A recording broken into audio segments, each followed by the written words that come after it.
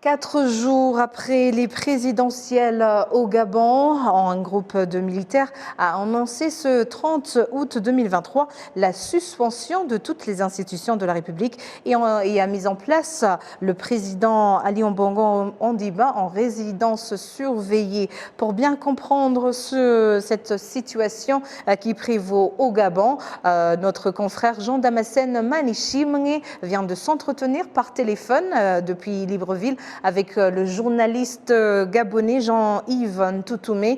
Il commence par nous faire le point sur la situation sécuritaire en ce moment même où nous parlons. Pour le moment, tout est calme. Les populations sont en train de chanter dans les rues, bien canalisées par les militaires. Oui. Et Internet qui était coupé depuis le 26 août dernier a été rétabli aux environs de 7 heures ce matin. Alors, les mouvements des populations s'observent en ville, les commerces, tout se passe normalement en ville? Non, il faut dire que certainement par mesure de sécurité, tout est fermé, mais les gens circulent. Ceux qui peuvent aller au travail vont au travail, mais les commerces sont fermés pour l'instant. Oui. Et alors, Jean-Yves, nous avons suivi les médias et internationaux surtout qui parlaient des tirs qui auraient été entendus hier. Est-ce que c'est vraiment le cas? Oui, c'est-à-dire que après la proclamation des résultats qui ont donné Ali Bongo vainqueur, il y a eu des coups de feu qui ont été entendus à Libreville et tout de suite les militaires sont apparus à la télé pour donner un communiqué qui mettait fin au régime. Et alors, Jean-Yves, qu'est-ce que c'est maintenant des militaires auteurs du putsch? Qui sont-ils? Est-ce que c'est des gens qui étaient déjà connus du grand public gabonais? Oui, celui qui est présenté comme la tête de file du putsch était un général. Il était sous Omar Bongo, son aide de camp.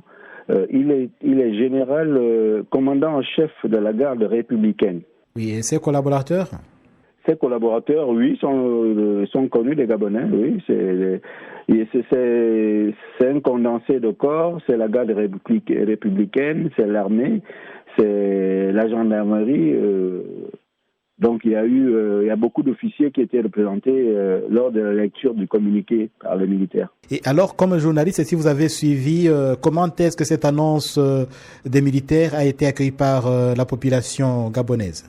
Elle a été chaleureusement accueillie, d'autant plus que les populations estimaient que les résultats donnés par le centre gabonais des élections étaient des résultats tronqués. Et c'est ce que d'ailleurs les militaires ont dit dans leurs propos. Ils ont dit que les résultats, les élections étaient mal organisées et puis les résultats qui ont été donnés sont des résultats tronqués. Donc c'est pour cela qu'ils mettent fin à tout ça. Ils annulent toutes les élections et ils parlent d'une transition.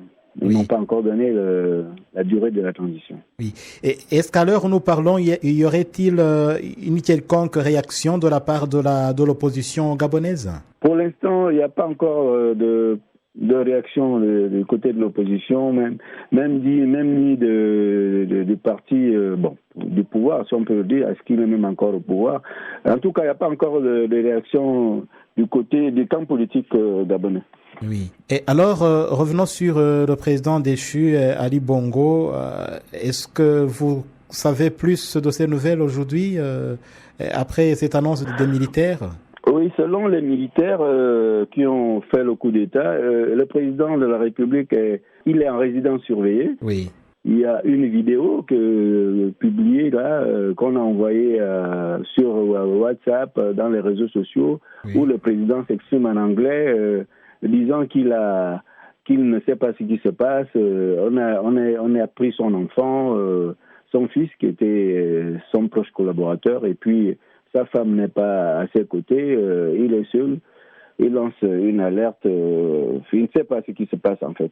Mais les militaires ont annoncé officiellement à la télévision publique tout à l'heure que le président était à résidence surveillée et que certaines responsables, certaines personnalités qui gravitaient autour du président étaient arrêtées, notamment son fils Noureddine Bongo et puis le secrétaire général du Parti démocratique gabonais, le parti au pouvoir, l'ancien parti au pouvoir, et d'autres personnalités. Et alors, est-ce qu'avant ces élections, est-ce qu'il y avait un certain malaise du côté de la population, disons dans le vécu quotidien des Gabonais? Oui, mais les militaires même l'ont évoqué, une malgouvernance, on va dire quoi, une dégradation de la vie des populations et plusieurs détournements d'argent et tout ça, donc voilà, c'est ce qui les a poussés à faire cela. Donc, il y avait déjà un précédent. Il y avait même trop de précédents. Oui. Et est-ce qu'on peut dire qu'il y avait une crise économique, des problèmes qui s'observaient déjà, qui mettaient mal à l'aise la vie de la population? Oui, bon, on peut parler par exemple des fonctionnaires les fonctionnaires retraités qui depuis 6 ans ne sont pas payés. Et ça fait plus de 6 ans que les fonctionnaires ne sont pas payés. Ils demandent à ce qu'ils soient payés. On leur donne des petites avances qui ne suffisent pas.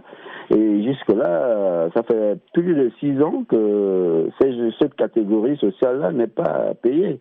C'est un exemple parmi tant d'autres. Alors, Jean-Yves, merci beaucoup pour votre éclairage. Je rappelle que vous êtes journaliste au quotidien Le Temps, hebdomadaire d'information générale qui paraît depuis 1999. Oui, exactement, depuis 24 ans déjà. Ouais.